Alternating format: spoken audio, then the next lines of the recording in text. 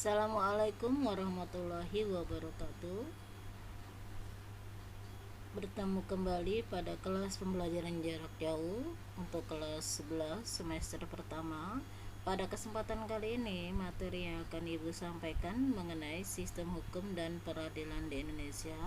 Sub yang akan Ibu jelaskan pada kesempatan kali ini mengenai makna dan karakteristik hukum, kemudian yang kedua penggolongan hukum. Dua materi inilah yang akan Ibu sampaikan pada kesempatan kali ini. Baik, berikutnya hukum kalau dilihat berdasarkan sumbernya itu terbagi menjadi 4, yaitu hukum undang-undang, yaitu hukum yang tercantum dalam peraturan perundang-undangan.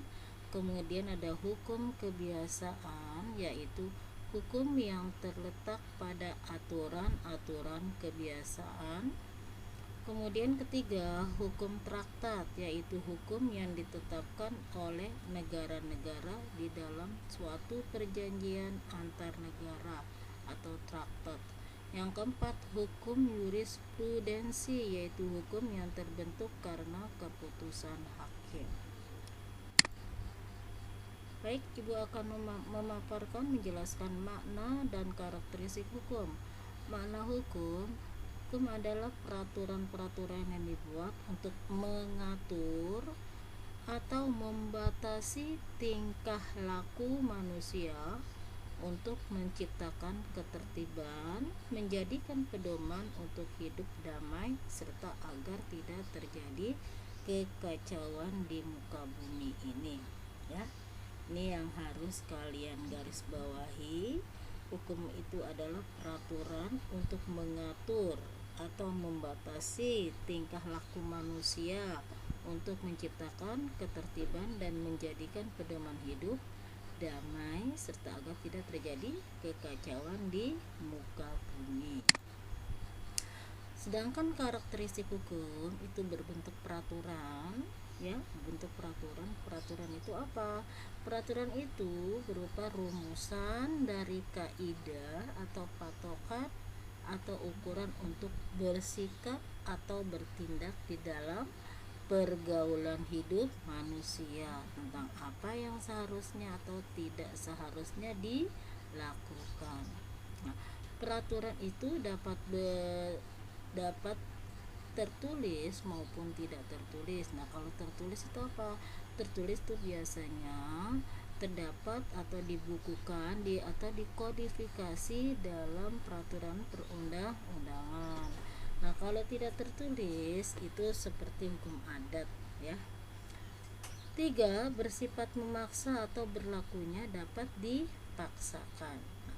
Paksaan harus dilakukan dengan bantuan alat-alat perlengkapan negara. Berikut penggolongan hukum.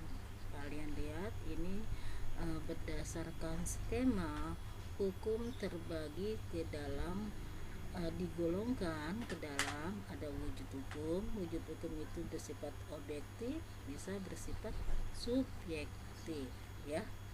Nanti Ibu akan jelaskan satu persatu. Kemudian dalam bentuk hukum terbagi menjadi hukum tertulis dan hukum tidak tertulis. Tempat berlakunya hukum yang ketiga itu ada hukum nasional, ada hukum internasional, ada hukum asing, dan hukum gereja. Kemudian kalau lihat berdasarkan waktu, hukum ius constitutum, ius constituendum, dan hukum alam. Kalau dilihat dari pribadi, hukum terbagi ke dalam satu golongan, semua golongan, dan antar golongan. Kemudian hukum jika dilihat dari isi terdiri dua, publik dan privat. Publik itu terbagi lagi menjadi hukum tata usaha negara, hukum administrasi, hukum pidana, dan hukum acara perdata, ya. Kemudian hukum kalau dia cara mempertahankannya itu ada hukum material dan hukum formal. Hukum formal ini terbagi lagi menjadi dua, yaitu pidana formal dan pidana perdata. Baik, Ibu akan menjelaskan satu persatu. Nah, hukum berdasarkan wujud nih ya. Yang ini berdasarkan wujud itu ada dua, yaitu objektif dan subjektif.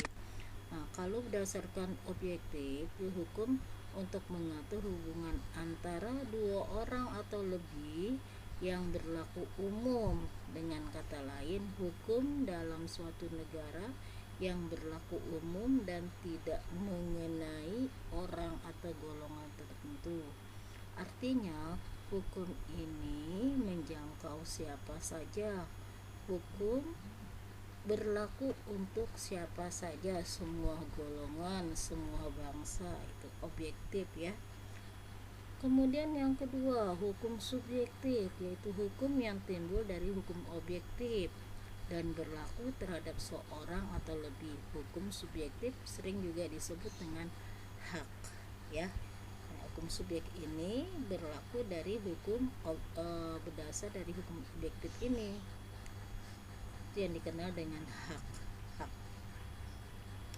Kemudian dalam bentuk hukum itu ada dua, ada hukum tertulis, ada hukum tidak tertulis. Nah, disebut hukum tertulis ini hukum yang dituliskan atau dicantumkan dalam perundang-undangan. Contoh, hukum pidana dituliskan pada KUH pidana. Hukum perdata dicantumkan pada KUH perdata ya. Nah, ini artinya hukum tertulis dibukukan atau dikodifikasikan dalam bentuk perundang-undangan atau undang-undang, baik undang-undang acara pidana atau undang-undang mengenai hukum perdata. Berikut hukum tidak tertulis, itu adalah hukum yang tidak dituliskan atau tidak dicantumkan dalam perundang-undangan. Nah, contohnya ini hukum adat. Nah, hukum adat itu biasanya berlaku di daerah tertentu. Nah, masing-masing daerah di wilayah kita ini, di wilayah Indonesia ini kan mempunyai adat-adat yang berbeda antara satu daerah dengan daerah lainnya. Berikutnya, hukum kalau lihat dari tempat berlakunya ya, tempat berlakunya ada hukum nasional, ada hukum internasional, ada hukum asing dan hukum gereja ya. Nah, ini hukum nasional. Nah, hukum nasional itu biasanya berlaku di negara kita, di negara Indonesia itu hukum nasional. Nah, kalau hukum internasional, hukum yang berlaku di dunia. Nah, ini biasanya ada pada satu badan yang namanya PBB ya. Kemudian hukum asing. Hukum asing itu hukum yang berlaku di negara, misalkan di negara tetangga, Malaysia, Singapura atau yang lainnya, itu hukum asing karena tidak berlaku di negara kita ya.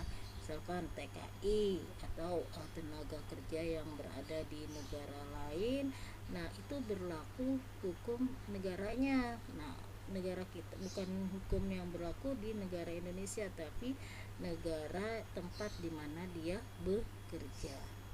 Kemudian ada hukum gereja. Hukum gereja ini hukum yang norma-norma yang berlaku di gereja. Nah, ini dianut oleh masa dahulu ya, masa dahulu di mana pemberlakuan hukum gereja bagi umatnya tentunya. Ada lagi hukum Islam. Hukum Islam ini hukum yang berlaku di negara-negara Islam ya, hukum yang berlaku di negara-negara Islam. Kemudian menurut waktu berlakunya, hukum itu terbagi menjadi tiga nih ya, yaitu ada ius constitutum, ius constituendum, dan hukum alam ya. Nah, ini ius constitutum itu atau nama lainnya hukum positif, itu berlakunya pada saat ini ya, pada wilayah tertentu yang berlaku di daerah tertentu saat ini. Misalkan sekarang ini berlaku berlaku hukum apa yang di negara kita, misalkan hukum mengenai lalu lintas yang berlaku pada saat ini hukum apa, atau yang lainnya hukum perburuan itu hukum apa, lain-lain ya. Kemudian ius constituendum, hukum negatif, yaitu hukum yang diharapkan berlaku pada waktu yang akan datang, misalkan rancangan undang-undang RUU. Rancangan undang-undang ini itu biasanya ditetapkan atau dibuat 1 tahun sebelumnya, dan akan diberlakukan untuk tahun ke depan tuh ya, biasanya ius constituendum. Berikutnya, hukum jika dilihat dari pribadi yang diaturnya, itu ada hukum yang berlaku bagi golongan warga negara tertentu, itu yang disebut hukum satu golongan, atau hukum antar golongan, hukum yang mengatur hubungan antara 2 orang atau lebih yang masing-masing tunduk pada sistem hukum yang berlainan, atau hukum antar golongan ya, hukum yang berlaku bagi golongan warga negara tertentu. Ini hukum satu golongan atau hukum mengatur. Nah, ini berlaku pada saat dahulu, untuk sekarang sudah tidak berlaku kembali ya.